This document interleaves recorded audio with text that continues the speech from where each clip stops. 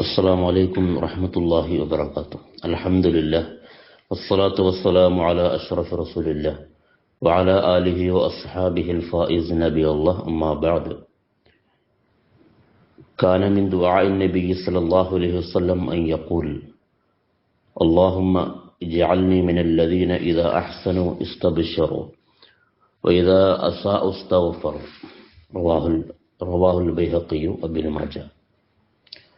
മുത്തനബി സല്ലല്ലാഹു അലൈഹി വസല്ലം തങ്ങൾ അവിടുത്തെ പ്രാർത്ഥനയിൽ എപ്പോഴും ഉരവിടാറുണ്ടായിരുന്നു: അല്ലാഹുമ്മ ജഅൽനി മിനല്ലദീന ഇദാ അഹ്സനു ഇസ്തബ്ശറു. അല്ലാഹുവേ, നന്മ ചെയ്താൽ സന്തോഷിക്കുകയും വഇദാ അസാഉ ഇസ്തഗ്ഫറു, തിന്മ സംഭവിച്ചാൽ പൊറുക്കലിനെ തേടുകയും ചെയ്യുന്ന സജ്ജനങ്ങളിൽ എന്നെ ഉൾപ്പെടുത്തണമെന്ന് എപ്പോഴും പ്രാർത്ഥിക്കാറുണ്ടായിരുന്നു.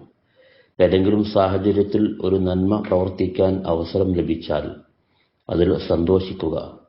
വല്ല തിന്മയും സംഭവിച്ചു പോയാൽ അതിൽ അള്ളാഹുവിനോട് പൊറുക്കലിനെ തേടുക.